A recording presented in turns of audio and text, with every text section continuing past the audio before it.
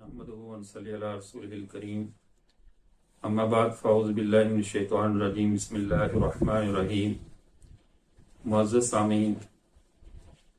دین اسلام کے جو بنیادی مسلمات ہیں جن کے اوپر اسلام کی عمارت کھڑی ہے وہ تین چیزیں ہیں۔ پہلے نمبر پہ اعمال قلب ہیں، دوسرے نمبر پہ اعمال بدن ہیں اور تیسرے نمبر پہ واردات قلب ہیں۔ دل کے اعمال یہ عقائد کو کہا جاتا ہے، بدن کے اعمال کا تعلق فقہ کے ساتھ ہے اور دل کے اوپر ہونے والی کیفیات اور جو واردات ہیں ان کو تصوف اور احسان سے تعبیر کیا جاتا ہے۔ نبی کریم صلی اللہ علیہ وسلم کے پاس جب حضرت جبرائیل روح الامین تشریف لا کر انہوں نے تین سوالات آپ صلی اللہ علیہ وسلم سے کیے تھے۔ ایک ایمان کے متعلق تھا، ایک اسلام کے متعلق تھا اور ایک سوال احسان اور تصوف کے متعلق تھا۔ آپ صلی اللہ علیہ وسلم نے تصوف کی جو اس وقت تعریف فرمائی، آپ نے فرمایا کہ اس کی یعنی جس کا نام بعد میں تصوف پڑا، صحابہ کے دور میں سے احسان سے تعبیر کیا جاتا تھا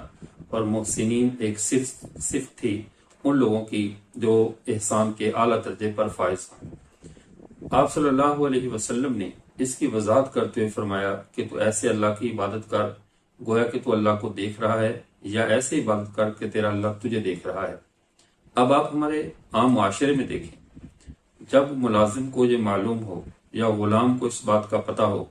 کہ میرا آقا مجھے کام کرتے ہوئے دیکھ رہا ہے تو وہ اپنی تمام تر صلاحیتیں کام کی بہتری میں لگا دیتا ہے، پورے اخلاص اور توجہ کے ساتھ، پوری دیانتداری کے ساتھ وہ خدائی اپنے آقا کی خدمت سر انجام دیتا ہے۔ تو آپ صلی اللہ علیہ وسلم نے عبادت کے لیے جو تصوف کی روح اس طرح بیان فرمائی کہ تم اللہ کی عبادت ایسے کرو کہ تمہیں یہ استحضار ہو، یہ معلوم ہو کہ میرا اللہ مجھے دیکھ رہا ہے۔ تو صاف ظاہر ہے جس بندے کو عبادت کرتے ہوئے، نماز پڑھتے ہوئے یہ معلوم ہو کہ میرا اللہ مجھے دیکھ رہا ہے تو وہ اپنی تمام صلاحیتیں، اپنی بدنی، اخلاقی، جتنی بھی اس کی جسمانی صلاحیتیں ہیں، اس کی روح اور جسم پوری توجہ کے ساتھ خدا کی بندگی بجا لائے گا۔ تو یہ چیز صحابہ کے دور میں احسان کہلواتی تھی۔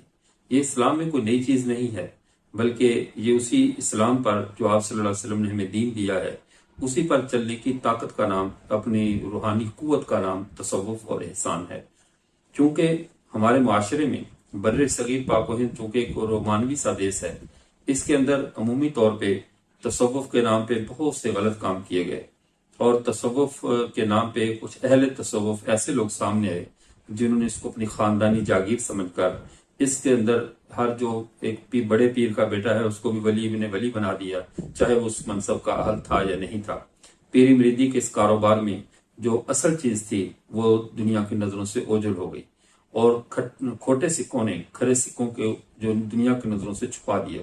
لیکن یہ بھی ذہن میں رکھیے کہ کھوٹے سکے اسی مارکیٹ میں، اسی جگہ پر ہوتے ہیں جہاں پر کھرے سکے موجود ہیں۔ تو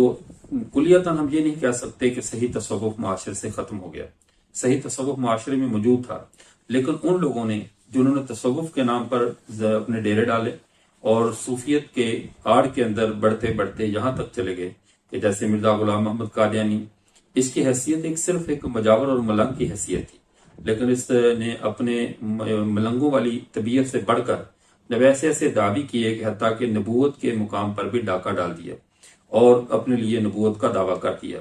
اور پھر بعض وہ لوگ اٹھے جو تصوف کی تردید میں اس حد تک انہوں نے تجاوز کیا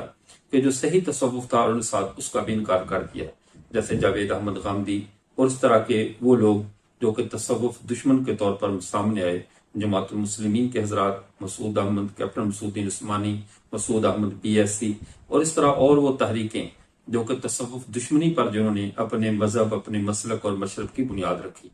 لیکن ان لوگوں نے بھی تصوف کو کلیتاً نہیں بلکہ انہوں نے دو رخا موقف اختیار کیا۔ جب ضرورت پڑی تو انہی اصحاب تصوف کی عبارتوں کو، انہی کی باتوں کو دلیل اور حجت کے طور پہ پیش کیا، اور جب ضرورت نہ رہی تو ان کو متاع یعنی ردی کی متاع سمجھ کر ردی کی ٹوکری میں ڈال دیا۔